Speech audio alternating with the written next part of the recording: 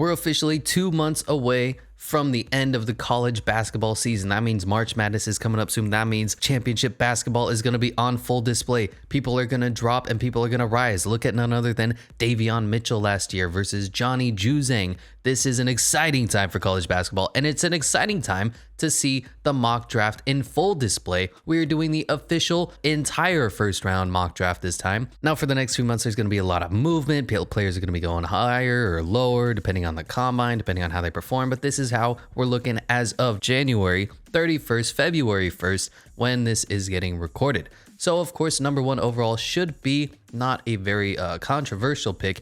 That's it. I just want to make a disclaimer here.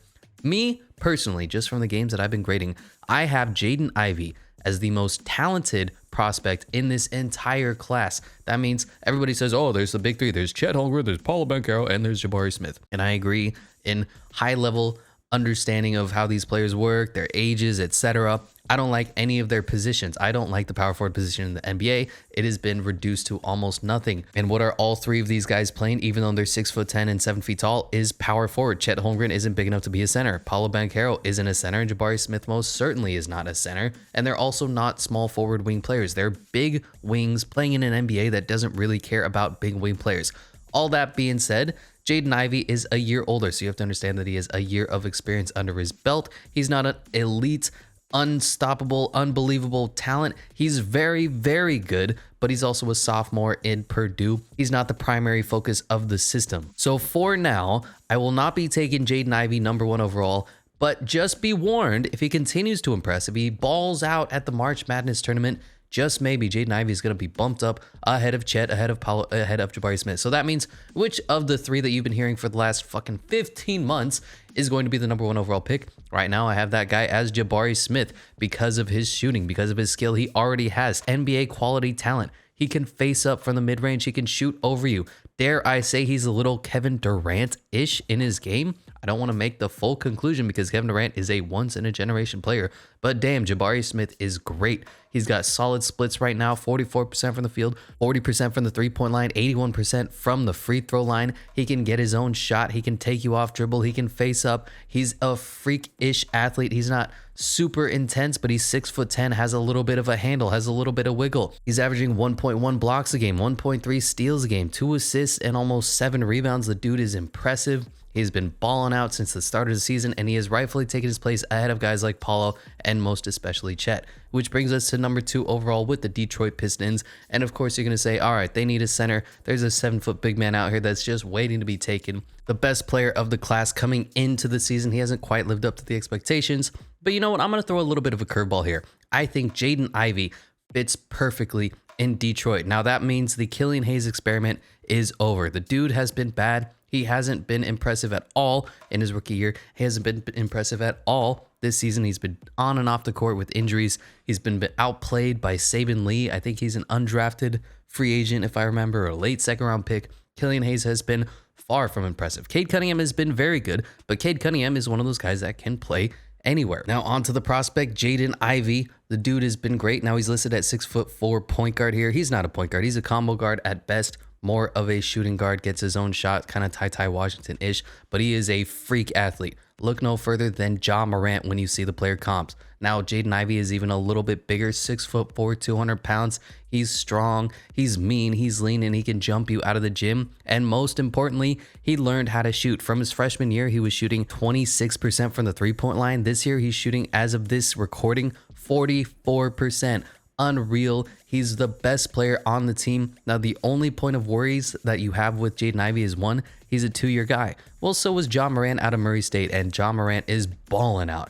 Number 2, he's not the primary focus of their offense. They have a big guy named, I think, Zach Edey is the number 1 option on that team. So Jaden Ivy kind of plays off of him. Other than that, though, Jaden Ivy is a top tier prospect. He's been balling out. He's going a little bit under the radar because everybody's in love with their draft comparisons before the season starts instead of looking at the data objectively as it comes in. Jaden Ivy and Purdue has been incredible, averaging 17 points a game, 5 rebounds, 3 assists, 48 from the field, 44 from 3, 70% from the free throw line, 25 PER.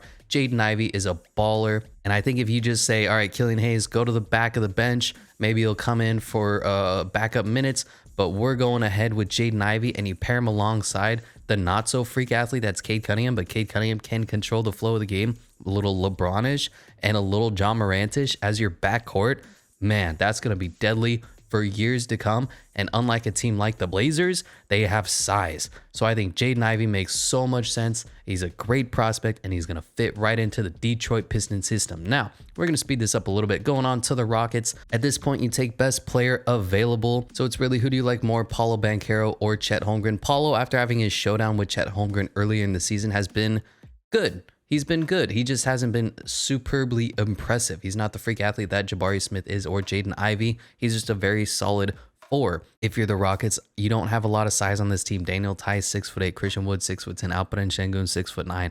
I think if you pick up a 7-foot demigod here and he learns how to shoot the ball, Chet Holmgren is going to be a great pickup for the Rockets. Of course, you have to go into this pick saying, we want the guy with the highest upside. Is he going to be the most NBA ready right now? No, but neither are the Rockets. Pick the guy who could be a freakish unicorn, 7 feet tall, has a stroke, has a handle. Chet Holmgren has all the potential to be the best player of this draft class. That said, he just hasn't played up to it. He's been really screwed over by the system that he's in with Drew Timme. He's like the 3rd or 4th option on this team, playing alongside another center. So I think stick Chet at the 5 or play him at the 4 with Alperen Şengün at the 5.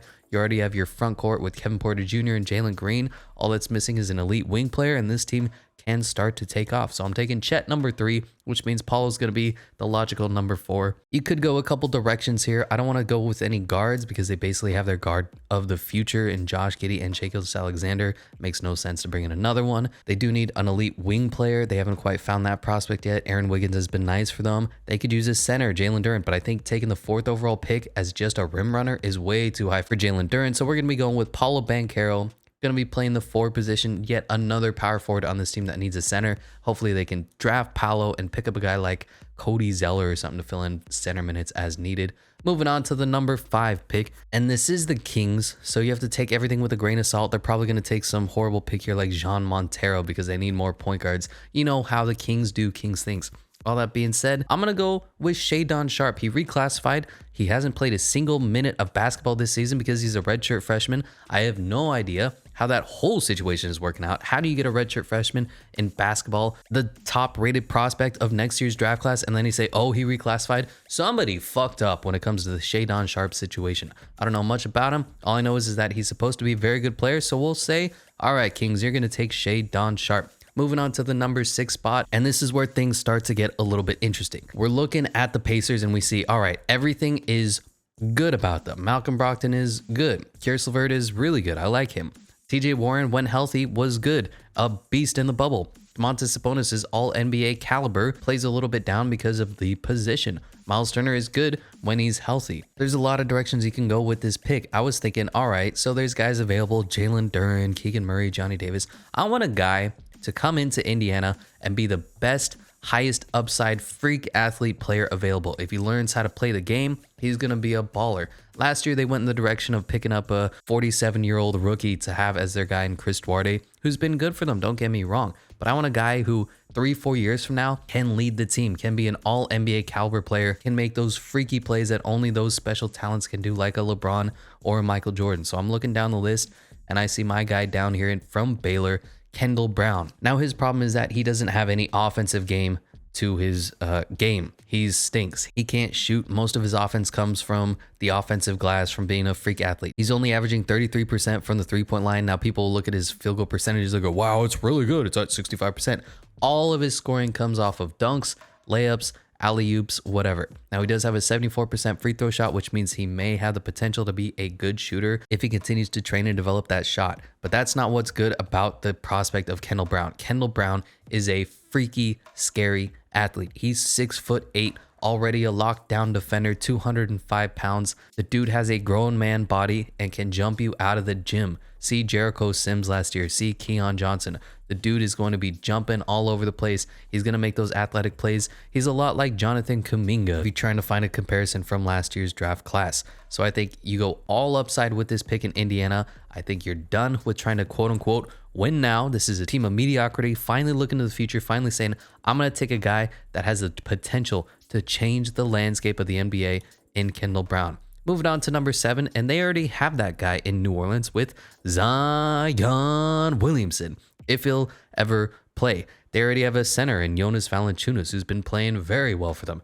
They have their forward, their elite wing player in the all-star caliber player, Brandon Ingram. They could use a point guard in this spot, but I think you just need more scoring. I think Brandon Ingram and Zion Williamson have enough ball handling duties when available, if available, we'll say.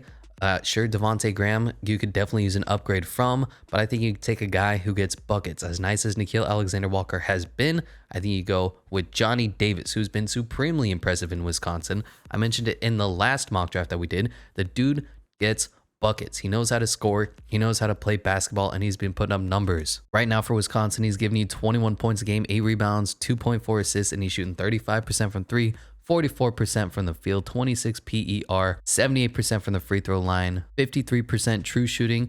And if you look at Wisconsin, the team stinks outside of Johnny Davis. Johnny Davis is the #1 scorer on this team, and he is a beast. He's what everybody wanted Jaden Hardy to be coming into this year, and he's even a little taller, and he's a lot better. Johnny Davis is going to be a good quality bucket getter to pair alongside Brandon Ingram and Zion Williamson.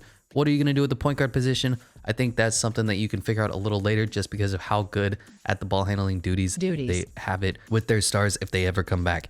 If Brandon Ingram and Zion aren't healthy, then you're going to go, we need a point guard. There's nobody to do the primary ball handler. But when they're both healthy at the same time, they can split that. And then Johnny Davis can come in as well, get you buckets.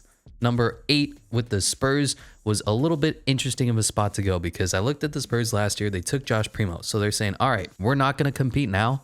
We're not going to be in win now mode, despite the fact that we have Dejounte Murray playing out of his mind, having a great season. Derek White, very solid vet. Thad Young, Dougie McBuckets, Jakob Poeltl. They have the quality of a roster that could conceivably make a push for the play-in tournament. But then they took Josh Primo, the second youngest player in the entire draft class last season. Super young, super raw, but he has the future potential to get his own shot. So I was looking at that kind of mentality that the Spurs came in with last year in the draft class, and I said, all right, who has the potential to be a great player down the road, get his own shot? And that's Patrick Baldwin Jr. out of the Milwaukee, Wisconsin team. Now, the team stinks. He went there because his dad is the head coach. Do with that information what you will. But Patrick Baldwin Jr. is a very interesting prospect in that there's a lot of these wing players coming out of this class. There's 2 types. There's the ones who can't shoot but are freak athletes like Kendall Brown. And then there's the ones who can shoot that can be elite off the dribble, but aren't very athletic. And Patrick Baldwin Jr. kind of falls into that. He's a lot similar to the Josh Primo prospect. Now he's playing for a horrible Wisconsin team, which is really screwing up any sort of stats that you can look at. Patrick Baldwin Jr. is one of those guys that you have to watch his game to see how good he is, more so than just looking at his stats. You look at it, he's putting up 13 points a game, 6 rebounds, 2 assists, 37% from the field, 32% from 3, 74% from the free throw line. But he's taking the most difficult shots because there's not a single person on the Wisconsin team that's even remotely close to being an NBA caliber prospect, let alone player. The whole team revolves around Patrick Baldwin Jr., and he's a very solid bucket getter. He's a young kid. He came into the year being, I think, one of the top 10 prospects, and just because of the team that he's on, I think his stock has fallen a little bit. San Antonio has no problems going against the grain, going in their own direction here, and I think Patrick Baldwin Jr. is exactly what they're looking for if you look at their Josh Primo pickup. Moving on to the number 9 spot, and I was a little torn at what direction to go here. Jalen Duran is still sitting here. He's a very fine rim runner. I just don't think they want that when they already have Yusuf Nurkic and Cody Zeller to a lesser extent. Keegan Murray would be a nice pickup, the power forward spot. But I got to say, I'm very unimpressed with him as a prospect. I don't think they need to pick up another undersized guard in Ty Washington or Jaden Hardy. Maybe AJ Griffin could slot in, but he's got a ways to go. So I was scrolling through and I think Ochai Agbaji out of Kansas would be a really good pickup for them, depending on what direction they're trying to go.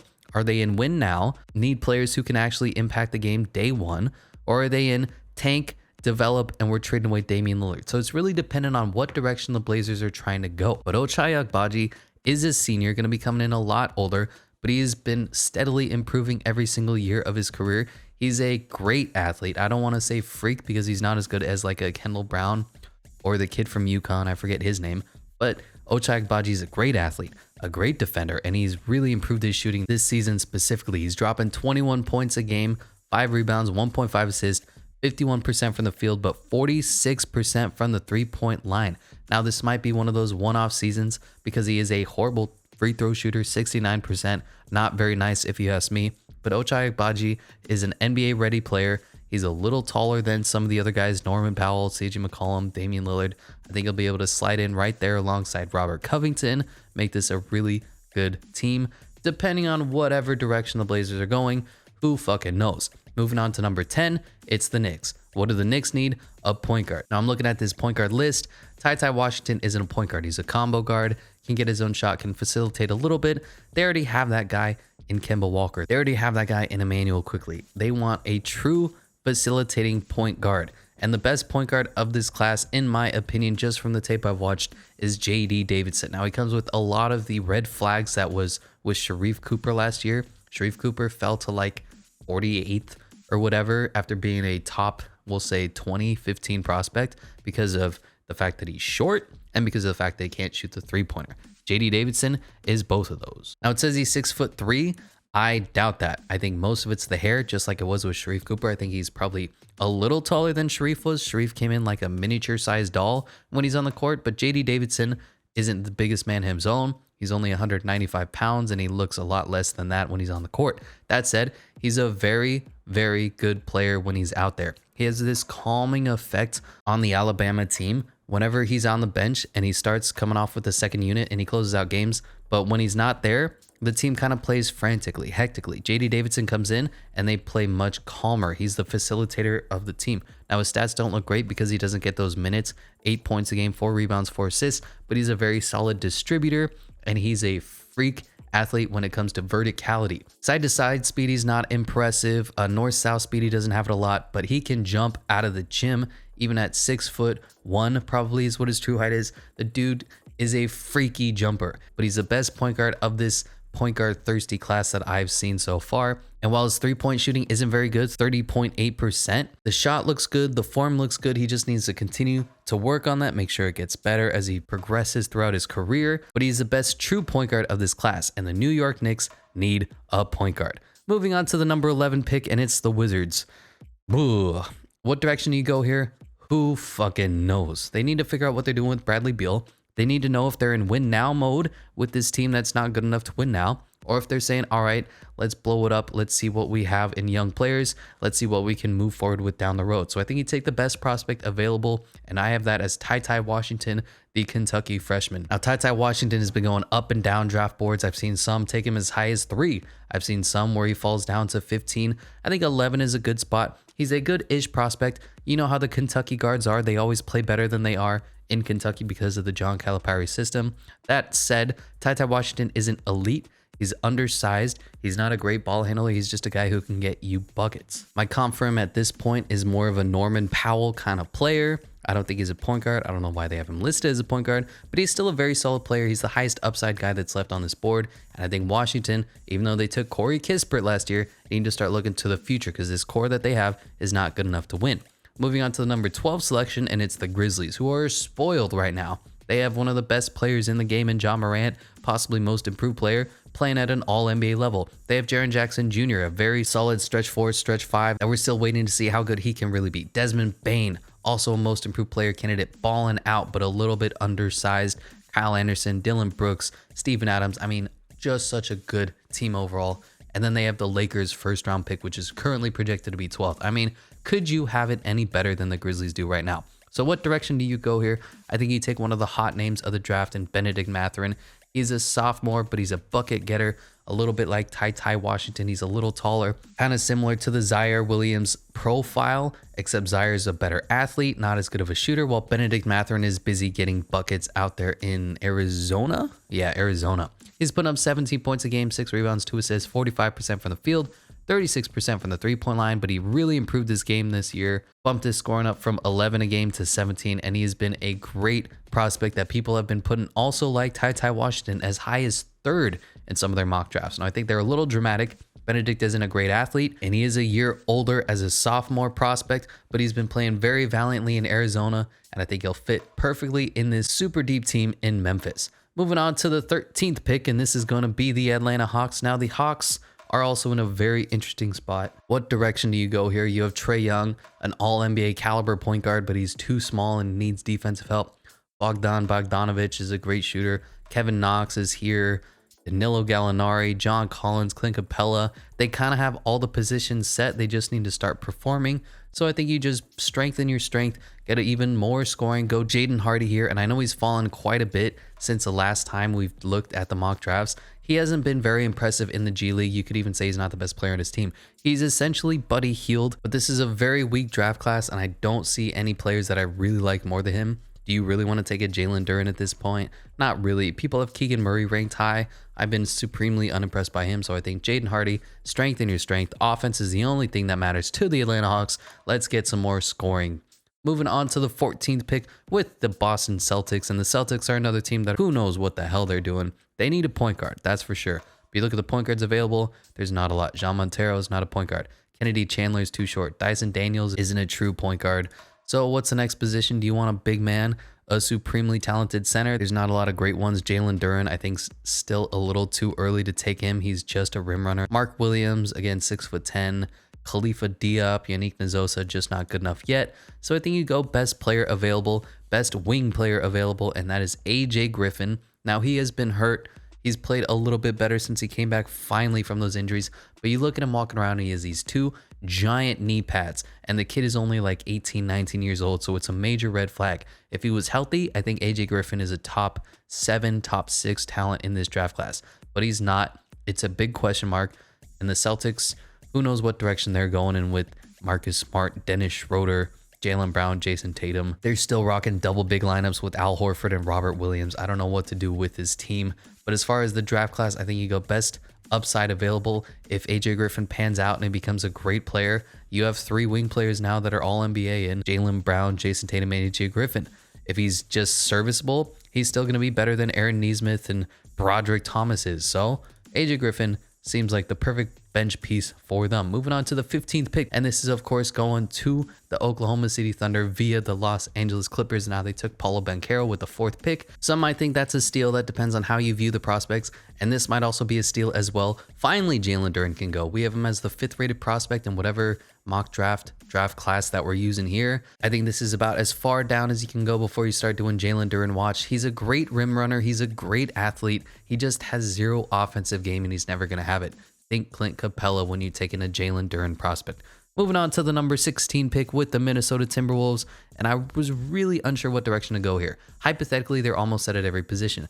You have D'Angelo Russell at the 1, even though he's kind of more of a combo. You have Anthony Edwards at the 2, freak. You have Karl Anthony Towns at the 5. You have Malik Beasley, catch and shoot specialist at the 3. Jared Vanderbilt, all effort guy at the 4. So if you want to point to a position where they could really use an upgrade, you'll look in that kind of direction. Somebody with length, somebody who can defend, somebody who can shoot the 3. Now you look at this board and you can say, okay, well, Keegan Murray is going to be the perfect player to go at this spot.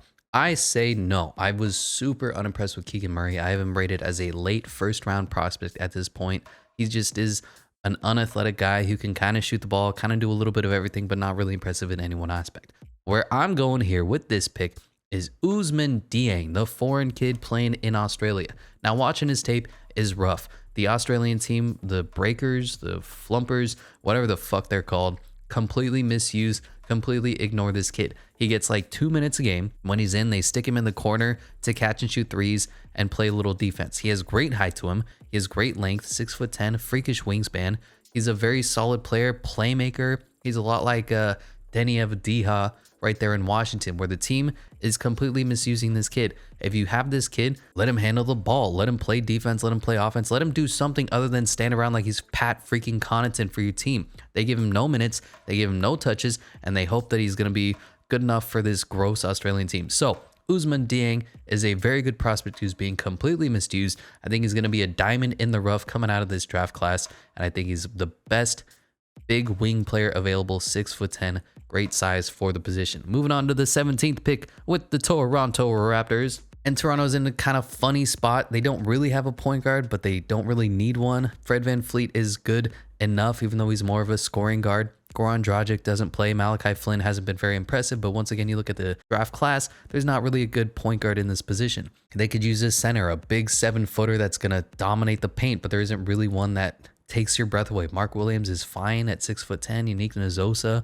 Maybe you're starting to get to that point where you say, all right, this guy's good enough. So what's the next position that this team is going to draft? Well, they take 6'9" guys who have great wingspans, who can block anything and do a little bit of everything. And look no further than Nikola Jovic as that perfect player. Now his name is eerily close to Nikola Jokic, and the draft comparisons are eerily close to Nikola Jokic, but he's not. He's a wing player, 6'10", has that height that Toronto's always looking for, has the length, and is a little bit of a do-it-all guy. Plays defense, facilitates the offense, can shoot the three, and he's super young at only 18 years old, probably going to be 19 when this draft actually happens.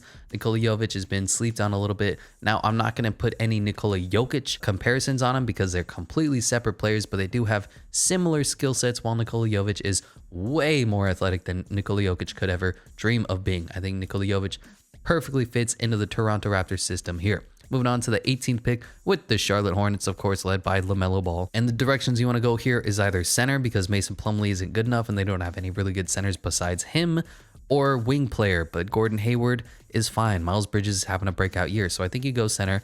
I think you take best center available, and the best guy currently that's left on the board is a guy who's not even listed as a center because this is dumb, but he's listed as a power forward in Christian Koloko, Benedict Matherin's teammate. Now, of course, he's a lot like Jalen Duran, just your typical rim runner, zero offense whatsoever, but the dude is a block party. He shuts it down. He can catch the lobs from LaMelo Ball. He'll run the floor. He does everything that you want from your classic rim running center to do. And while Kai Jones and PJ Washington and JT Thor haven't quite developed the way you'd like, especially since James freaking Borrego never plays rookies, Christian Koloko is that perfect rim running big that the team needs. Moving on to the 19th pick with the Dallas Maverick. Another team I'm not really sure what direction to go. In theory, they have centers in Moses Brown, Boban, Dwight Powell, Kristaps Porzingis. Even Maxi Kleba can moonlight as a small ball five. So do you want to go center position? Well, there's not really one available. If Mark Thomas is really going to be, or Mark Williams, whatever, he's such a meh prospect. What direction do you go here? I think you need some scoring, some catch and shoot, off ball, doesn't need the ball in his hand much, scoring, and a little bit of defense. Basically what Reggie Bullock was supposed to bring to this team, but doesn't because he's old as fuck. And that's going to be in the guy who's fallen quite a bit in Max Christie. Where is he? He fell to the 41st selection in this board. Max Christie has been a huge disappointment for Michigan State. He came in as a top 10 prospect for the entire draft class, and he's been less than impressive. That said, he can still defend to some extent, and he can shoot the three-pointer. He can catch, and he can shoot. Think what Moses Moody was last year, and that's going to be Max Christie. Of course, you have your primary ball handlers already in Luka Doncic, in Jalen Brunson, even Trey Burke and Frank Ntilikina. You don't need that. So let's get some more wing players, and I think the best one available left is Max Christie. Moving on to the 20th pick, and the Nuggets are, of course, in a weird spot as well. Jamal Murray hopefully coming back soon. Will Barton often injured. Michael Porter Jr. hopefully coming back soon. So it's really the Nikola Jokic show. What direction do you go with this pick? I think you go for size. I think you go for effort. I think you go for energy. The best player available at this spot, and I think it's Marjan Beauchamp from the G League Ignite. He's been rocketing up the boards after being a second-round prospect coming into the season. The dude plays hard. He's got a little bit of touch to his shot, but he's mostly an effort guy who can also shoot the ball. And what better do you want on this team right alongside guys like Bones Highland is a guy who plays hard, who doesn't need the ball in his hands, who can hit the open three, and he plays defense like a motherfucker. That's Marjan Beauchamp, and that's all the Nuggets need right now. Looking at the 21st pick with the Grizzlies again, because like I said, they're spoiled. They have 3 first-round picks. Gonna be a fun offseason for the Grizzlies. Gonna be a fun damn season for the Grizzlies. What direction do you go with this one? I was really unsure what to do. I think you take the best player available for the position you need. You don't really need any wing players anymore. You've got Zaire and Bain and Anderson and Brooks. You don't really need a center. You've got Steven Adams, Killian Tilly, Jaren Jackson Jr., Santi Aldama. So I said, all right, let's take the most intriguing prospect left on the board, Kennedy Chandler, the best talent-wise point guard in the class. He is way too short to do anything else. He's like a smaller version of J.D. Davidson in that he's a very good athlete, but he's so short that he's going to be a walking mismatch every single time he's on the floor. Kennedy Chandler, very good prospect, but he's just not NBA sized. Moving up next to the Rockets, yet again, taking Brooklyn's first round pick via that James Harden trade. And I think right here is where you take the best player available. Keegan Murray has been sitting around for a while. He's a very solid wing player, nothing flashy, nothing interesting, not a great shooter, not a great athlete, not really great at anything, but he's solid, good enough at every position. I think this is a perfectly fine spot to take Keegan Murray. Moving on to the 23rd pick with the Milwaukee Bucks.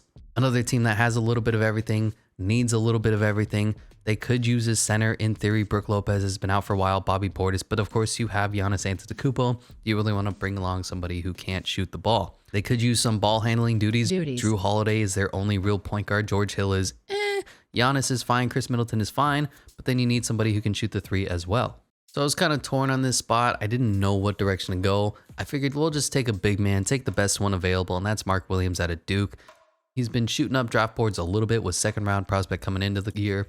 He's a very solid lockdown defensive center, offers absolutely nothing to you offensively, but he's going to give you effort and defense, and that'll fit right into the Milwaukee system. Now on to the Cleveland Cavaliers, the surprise team of the NBA. Should we pick up another 7-footer? Should we pick up another undersized guard in John Montero? And I think in this position, you want to go wing player. Isaac Okoro hasn't quite panned out the way you'd want him to yet. And you say, all right, who's the best available wing player that's left on the board? The other Duke guy, Trevor Keels, is a very solid player. Haven't been supremely impressed by him as much as other people have, hence his 14th ranking while I haven't gone 24th. But he's a solid bucket getter as well. Moving on to the Philadelphia 76ers, and who knows? It's the Ben Simmons saga. It sucks for Joel Embiid. Who knows what's going to happen, but they could use a point guard, and I think the best guy available is Dyson Daniels, more of a point forward, or we'll say more of a forward being asked to play the point guard, because that's basically all the G League players. They have a forward being asked to play the center. They have forwards being asked to play the point guard position, and that's where Dyson Daniels has been for this season.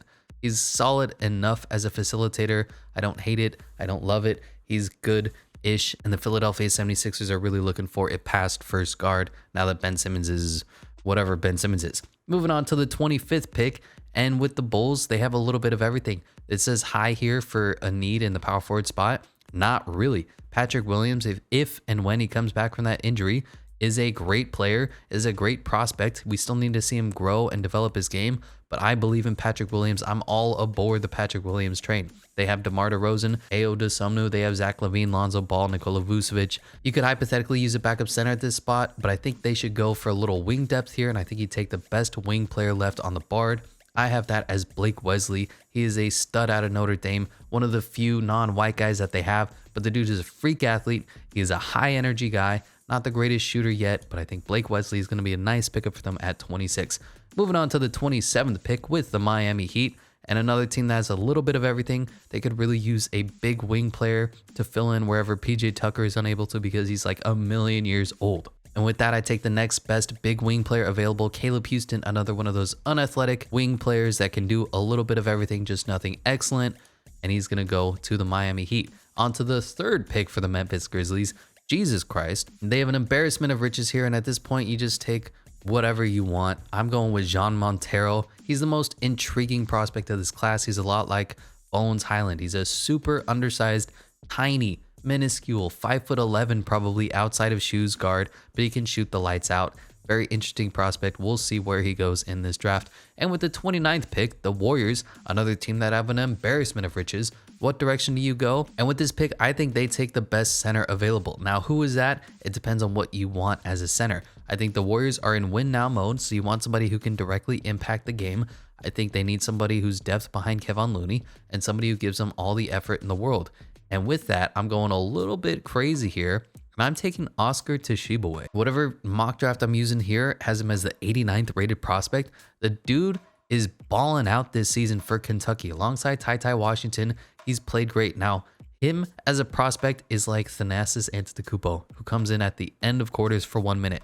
He goes all out, freakish energy, an offensive rebounding machine. He defends okay, but he gives you everything that he has energy-wise. Now, he's not going to be able to shoot, so he's only going to be playing wherever Kevon Looney doesn't. Who knows what the hell's going to happen with James Wiseman? If I were a smarter man, I'd say, all right, well, maybe they need a point guard prospect. None of these guys are good enough to back up Steph Curry. So I'm saying, all right, who's going to impact the team immediately? Who's going to do exactly what they need off the bench? And that's Oscar Tshiebwe as the backup center position. Moving on to the last pick, the 30th pick. Unfortunate to the Oklahoma City Thunder, the Suns are good. So who do they take with their third pick of the first round? And that's going to be Bryce McGowan's. A little bit like Johnny Davis. He's the only good player on his team in Nebraska.